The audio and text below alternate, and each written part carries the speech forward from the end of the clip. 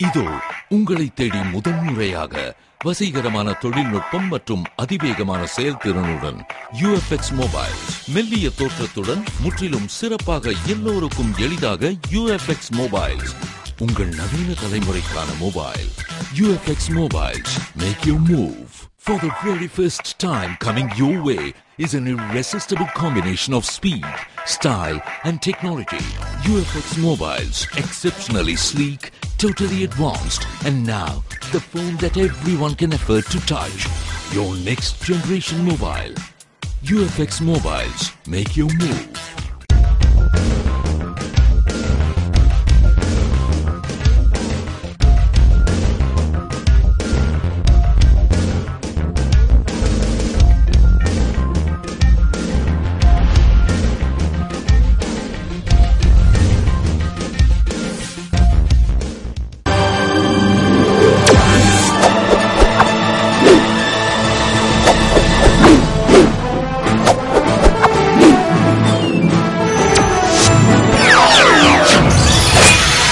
நீங்கள் பார்த்துக் கொண்டிருப்பது AJK டிவியின் புதுவை மாலை.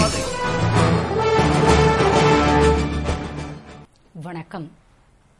காரைக்காலில் தனியார் பங்களிப்புடன் மருத்துவக் கல்லூரி அமைக்கப்படும் என்று சட்டசபையில் முதல்வர் ரங்கசாமி உறுதியுடன் கூறினார்.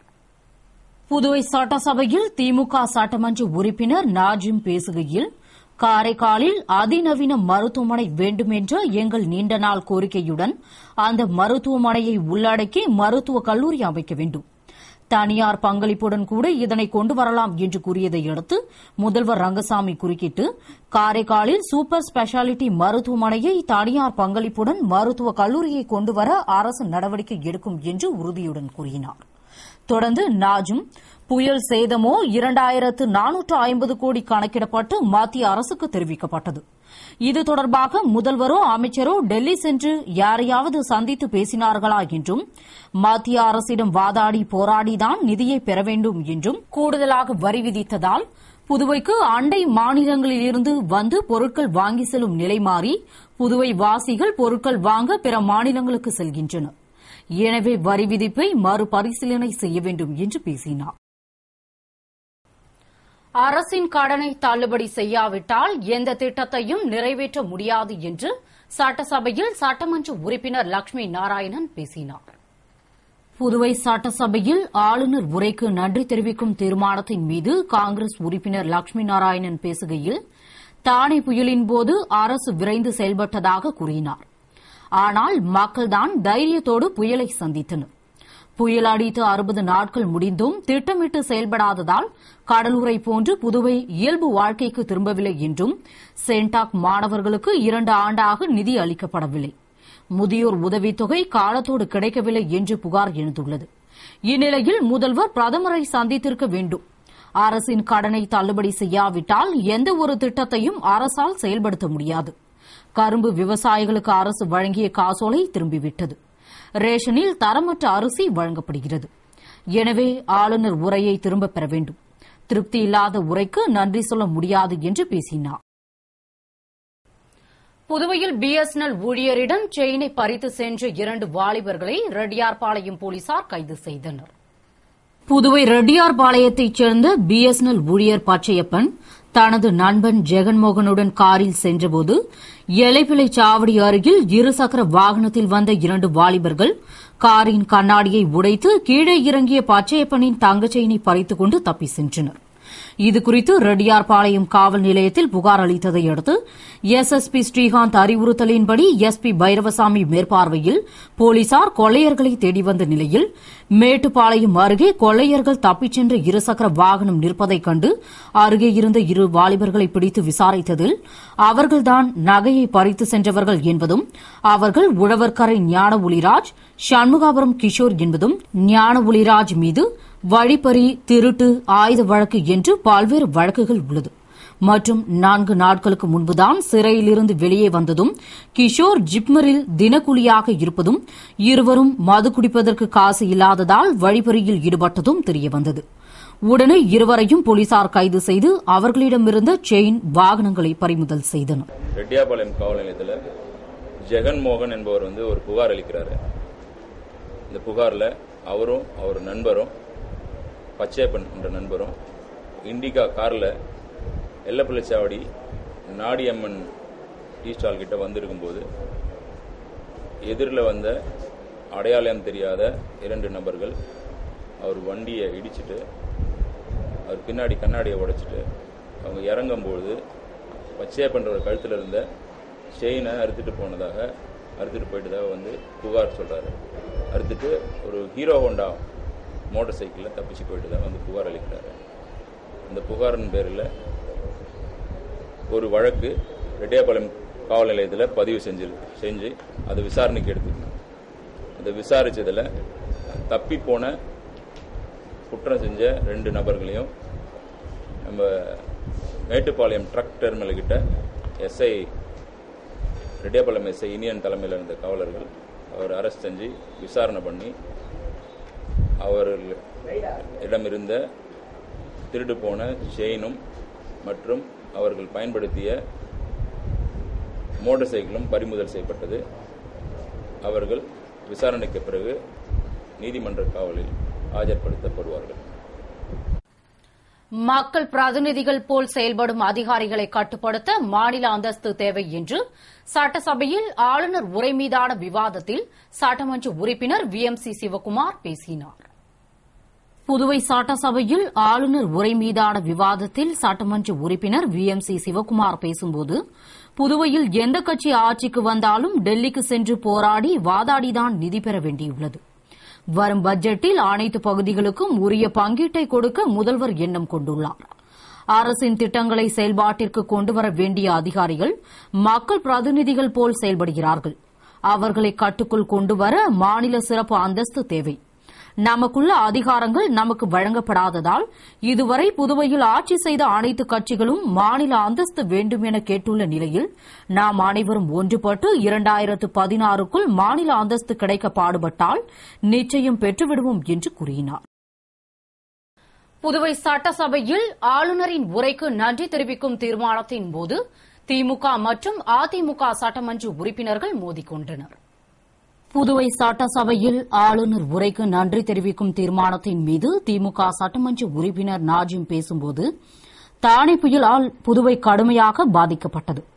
இந்த பாதிப்புகளை திமுக தலைவர் கருணாநிதி பார்வையிட்டதாகவும் பாதிக்கப்பட்டவர்களுக்கு நிதியுதவி செய்ததாகவும், ஆனால் சில தலைவர்கள் பார்வையிட வரவும் இல்லை, நிதியுதவியும் செய்யவில்லை என்று பேசியதற்கு அதிமுக சட்டமன்ற உறுப்பினர்கள் ஒன்று சேர எதிர்ப்பு தெரிவித்ததால் மற்றொரு திமுக சட்டமன்ற உறுப்பினரான நந்தா சரவணன் எழுந்து பேசியதால் சபையில் கடும் கூச்சல் அமளி ஏற்பட்டது.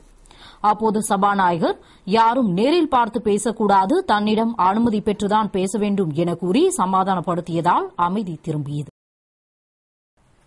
புதுவை திருவண்டார்கோவிலில் திமுக இளைஞரணி சார்பில் நடந்த ரத்த தான முகாம் மற்றும் நலத்திட்ட உதவிகள் வழங்கும் விழாவினை இளைஞரணி அமைப்பாளர் சிவா துவக்கி வைத்தார்.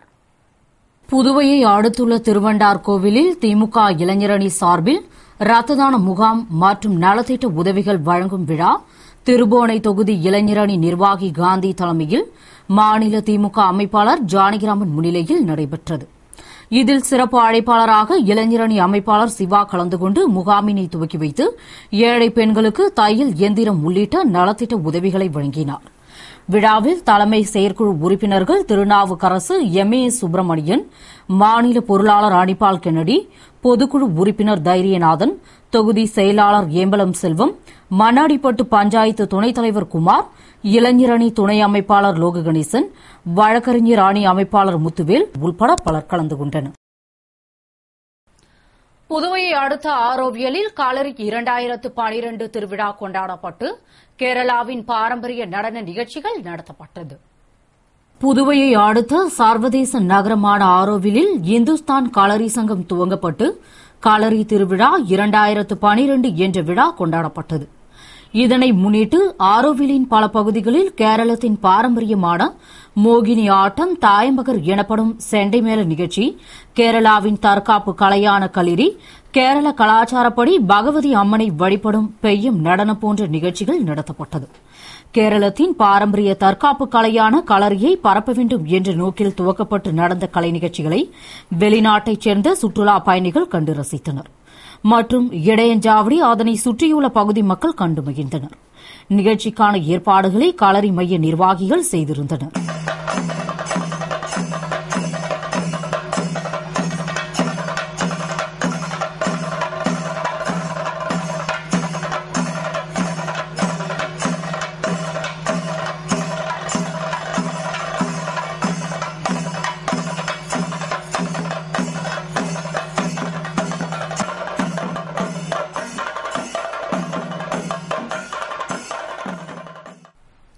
புதுவை சட்டசபையில் துணைநிலை ஆளுநர் உரைக்கு நன்றி தெரிவிக்கும் பிரேரணை மீது விவாதம் நடைபெற்றது. புதுவை 13வது சட்டப்பேரவையின் 2வது கூட்டத்தொடர் கடந்த 28ஆம் தேதி துவங்கி ஆளுநர் உரையும் அடுத்த நாள் 29ஆம் தேதி இரங்கல் கூட்டமும் நடந்து தள்ளி வைக்கப்பட்டது. அதன் தொடர்ச்சியாக 3வது நாளாக சபை கூடியது. கூட்டத்தில் 2007ஆம் ஆண்டு மதிப்பு கூடுதல் வரி சட்டத்தின் கீழ் உள்ள அறிக்கைகளின் நகல்களை முதல்வர் ரங்கசாமி பேரவை முன்வைத்தார்.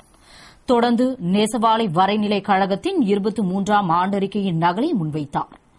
பின்னர் மகளிர் மற்றும் ஊனமுற்றோர் மேம்பாட்டு வரைநிலை கழகத்தின் 16வது 17வது ஆண்டறிக்கை மற்றும் பிற்படுத்தப்பட்டோர் சிறுபான்மையினர் மேம்பாட்டுக் கழகத்தின் 10ஆம் ஆண்டறிக்கை நகலை அமைச்சர் ராஜவேலு முன்வைத்திட சட்டமுன் வரைவுகளுக்கு இசைவு அளித்தது அறிவிக்கப்பட்டு சட்டப்பேரவை குழு அறிக்கை பேரவையின் முன் வைக்கப்பட்டு நிறைவில் துணைநிலை ஆளுநர் உரைக்கு நன்றி தெரிவிக்கும் பிரேரணை மீது விவாதம் நடந்தது. கூட்டத்தில் சபாநாயகர் சபாபதி, முதல்வர் ரங்கசாமி, அமைச்சர்கள் மற்றும் சட்டமன்ற உறுப்பினர்கள் கலந்து கொண்டனர். புதுவை வீராம்பட்டினம் ஜீவரத்னம் அரசு பெண்கள் நடுநிலைப் பள்ளியில் அனைவருக்கும் கல்வி இயக்கம் சார்பில் கைவினைப் பொருட்களின் கண்காட்சி நடைபெற்றது. புதுவை அரசு அனைவருக்கும் கல்வி இயக்கம் சார்பில் வீராம்பட்டினம் ஜீவரத்னம் அரசு பெண்கள் நடுநிலைப் பள்ளியில் நடப்பு கல்வியாண்டிற்கான கைவினைப் பொருட்கள் கண்காட்சி தலைமை ஆசிரியர் லோகநாதன் தலைமையில் மாணவிகளின் தமிழ்தாய் வாழ்த்துடன் துவங்கியது.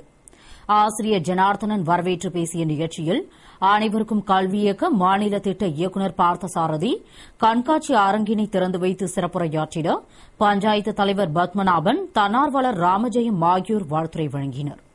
மாணவிகளின் படைப்புகள் காட்சி பொருளாக வைக்கப்பட்டிருந்த கண்காட்சியை மாணவிகள், பெற்றோர்கள் கண்டு ரசித்தனர். நிறைவில் கைவினை ஆசிரியை செயின்ட் யூபர்ட் அன்னமரி நன்றி கூறினார். புதுவையில் உள்ள மூத்த பிரெஞ்சு குடிமக்கள் விழிப்புடன் வாழ்ந்து தங்களை பாதுகாத்துக் கொள்ள வேண்டும் என்று எஸ்எஸ்பி ஸ்ரீகாந்த் அறிவுறுத்தியுள்ளார். இதுகுறித்து எஸ்எஸ்பி ஸ்ரீகாந்த் கூறுகையில், பொதுவாக புதுவையில் பிரெஞ்சு குடியுரிமை பெற்றவர்கள் பணக்காரர்கள் என்ற எண்ணம் உள்ளதால் அவர்களுக்கு ஆபத்து உண்டாகிறது என்றும், மேலும் இங்குள்ள பிரெஞ்சு குடியுரிமை பெற்றவர்கள் முதியவர்கள்தான் மற்றும் அவர்கள் வீட்டில் தனியாக உள்ளதால் அவர்களின் பாதுகாப்பிற்கு எல்லா இடங்களிலும் போலீசார் பாதுகாப்பாக இருக்க முடியாது என்பதால் அனைவரும் தங்களை பாதுகாத்துக் கொள்ள முன்னெச்சரிக்கை நடவடிக்கை எடுக்க வேண்டும்.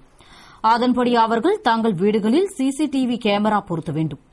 வீட்டில் வேலை பார்ப்போரின் புகைப்படம், கைரேகை போன்றவற்றை பெற்றுக் கொள்வது பாதுகாப்பானது என்றும், தெரியாதவர்களை வேலைக்கு சேர்க்க வேண்டாம் என்ற அவர், மேலும் மனைகள் வாங்கும் போதும் பவர் கொடுக்கும் போதும் எச்சரிக்கையுடன் செயல்பட்டு காலியாக வைத்திருக்கும் மனைகளில் மின்சாரம் பெற்று சிறிய கொட்டகை அமைத்துக் கொண்டால் பிறர் வந்து குடியிருக்க முடியாது. அதுபோன்று பத்திரங்களை பிறரிடம் ஜெராக்ஸ் எடுத்து கொடுக்க வேண்டாம் என்று அறிவுறுத்தினார். புதுவை லாஸ்பேட்டையில் குடிநீரில் புழுக்கள் வந்ததால் சுத்தமான குடிநீர் வழங்க நடவடிக்கை எடுக்க வேண்டும் என்று காங்கிரஸ் செய்தி தொடர்பாளர் வீரராகவன் தலைமையில் காங்கிரசார் முதன்மை பொறியாளரிடம் மனு அளித்தனர். புதுவை லாஸ்பேட்டை சாந்தி நகர் கம்பர் வீதியில் குடிநீர் குழாயில் இருந்து சிவப்பு நிற புழுக்கள் உயிருடன் தண்ணீரில் வந்ததால் அப்பகுதியில் பரபரப்பு ஏற்பட்டது. இதனால் தொற்றுநோய் பரவுமோ என்ற அச்சத்தில் மக்கள் உள்ளதால் இதுகுறித்து தகவல் அறிந்த காங்கிரஸ் செய்தி தொடர்பாளர் வீரராகவன் காங்கிரஸ், இளைஞர் காங்கிரஸ், மகளிர் காங்கிரஸ் நிர்வாகிகளுடன் சென்று பொதுப்பணித்துறை முதன்மை பொறியாளரிடம் சுத்தமான குடிநீர் வழங்க வலியுறுத்தி மனு அளித்தார். பின்னர் இதுகுறித்து செய்தியாளர்களிடம் காங்கிரஸ் செய்தி தொடர்பாளர் வீரராகவன் கூறுகையில், லாஸ்பேட்டையை போன்று பல இடங்களில் குடிநீர் சுத்தமில்லாமல் தூசு கலந்தும் புழுக்களுடனும் வருவதாகவும், இதனால் தொற்றுநோய் பரவும் அபாயம் ஏற்பட்டுள்ளதாகவும், எனவே சுத்தமான குடிநீர் வழங்க உடனடி நடவடிக்கை எடுக்க வேண்டும். இல்லாவிட்டால் மக்களை ஒன்று திரட்டி காங்கிரஸ் போராடும் என்று கூறினார். லாஸ்பேட்டை சாந்தி நகரில் குடிநீர் பைப் வருகிற குழாய்களில் பூச்சி புழு கலந்த நீர் வருகிறது. பொதுமக்கள் எப்படி அந்த நீரை குடிப்பார்கள்? ஆட்சியாளர்களும் அதிகாரிகளும் அரசாங்க செலவிலே பாதுகாக்கப்பட்ட மினரல் வாட்டர் குடிக்கிறார்கள். ஆனால் ஓட்டு போட்ட பொதுமக்கள் பூச்சி புழு நிறைந்த தண்ணீரை குடிக்க வேண்டுமா? பொதுப்பணித்துறையை தன் வசம் வைத்திருக்கிற முதலமைச்சர் இது சம்பந்தமாக தெரியுமா? இதை பற்றி கவலைப்படுகிறாரா? மத்திய அரசு தேசிய ராஜீவ்காந்தி பாதுகாக்கப்பட்ட கண்காணிப்பு குடிநீர் திட்டம் என்று நாடு முழுக்க அமல்படுத்துகிறது. அதற்கு 11 ரூபாய் செலவு செய்யப்படுகிறது. அந்த பணத்தை என்ன செய்கிறார்கள் என்று தெரியவில்லை. இந்த அரசாங்கம் உடனே பாதுகாக்கப்பட்ட குடிநீர் வழங்க வேண்டும். மக்களுக்கு உட்கொள்கிற குடிநீரில் புழு பூச்சி இருக்குமானால் பல நோய் தாக்குகிற அபாயங்கள் ஏற்படும். இதை நாங்கள் உண்மையாக கண்டிக்கிறோம். இதுபோன்ற அசுத்தமான குடிநீர் லாஸ்பேட்டையில் மாத்திரமல்ல, நகர்ப்புறங்களிலும் கிராமப்புறங்களிலும் பல்வேறு இடங்களில் இதே நிலைதான் நீடிக்கிறது. இதை அரசாங்கம் உடனே சரி செய்யவில்லை என்று சொன்னால் அங்குள்ள பகுதியிலேயே பொதுமக்களை ஒன்று திரட்டி ஆர்ப்பாட்டம் போராட்டம் நடைபெற வேண்டிய ஒரு நிர்பந்த சூழ்நிலை ஏற்படும். கர்நாடகாவில் பலத்த மழை பெய்ததால் ஒகேனக்கல் காவிரி ஆற்றில் தண்ணீர் வரத்து அதிகரித்துள்ளது. இதனால் சுற்றுலா பயணிகள் மகிழ்ச்சி அடைந்துள்ளனர். தமிழகத்தின் முக்கிய சுற்றுலா தலமான ஒகேனக்கலில் கடந்த சில தினங்களாக காவிரி ஆற்றில் தண்ணீர் வரத்து குறைந்து காணப்பட்டது. இதனால் ஒகேனக்கல் அருவிகள் தண்ணீர் வரத்தின்றி வெறும் பாறைகளாக காட்சியளித்தது. எனவே இங்கு வந்த சுற்றுலா பயணிகள் ஏமாற்றத்துடன் திரும்பி சென்ற நிலையில் கர்நாடகாவின் நீர்பிடிப்பு பகுதிகளில் பெய்த பலத்த மழையால் ஒகேனக்கலில் தண்ணீர் வரத்து அதிகரித்தது. கோடை வெயில் சுட்டெரிக்கும் இவ்வேளையில் தண்ணீர் வரத்து அதிகரித்ததால் வெப்பத்தை தணிக்க ஒகேனக்கல் செல்லலாம் என சுற்றுலா பயணிகள் மகிழ்ச்சி அடைந்தனர். புதுவை லாஸ்பேட்டை செவாலியர் ஸ்ரீனிவாசன் நகர் ஸ்ரீ அக்ஷய சீரடி சாய்பாபாவிற்கு ஸ்ரீராம நவமியை முன்னிட்டு சிறப்பு அபிஷேகம் மற்றும் ஆரத்தி நடைபெற்றது. புதுவை லாஸ்பேட்டையில் உள்ள செவாலியர் சீனிவாசன் நகரில் அமைந்துள்ள ஸ்ரீ அக்ஷய சீரடி சாய்பாபா ஆலயத்தில் ஸ்ரீ ராமநவமி விழா கொண்டாடப்பட்டது. இதனை முன்னிட்டு பாபாவிற்கு சிறப்பு அபிஷேகம், சிறப்பு அலங்காரம் செய்யப்பட்டு காலை ஆரத்தி, மதிய ஆரத்தி மற்றும் மாலை ஆரத்தி விஷ்ணு சகஸ்ரநாமம் மற்றும் பஜனையுடன் சிறப்பாக நடைபெற்றது. விழாவில் சாய் பக்தர்கள் அனைவரும் குடும்ப சமேதராய் கலந்து கொண்டு சிறப்பித்தனர். பங்கேற்ற அனைவருக்கும் அன்னதானம் வழங்கப்பட்டது. விழாவிற்கான ஏற்பாடுகளை கோவில் நிர்வாக குழுவினர், விழா குழுவினர் மற்றும் சாய் பக்தர்கள் சிறப்பாக செய்திருந்தனர். இத்துடன் செய்திகள் நிறைவடைகின்றன. வணக்கம்.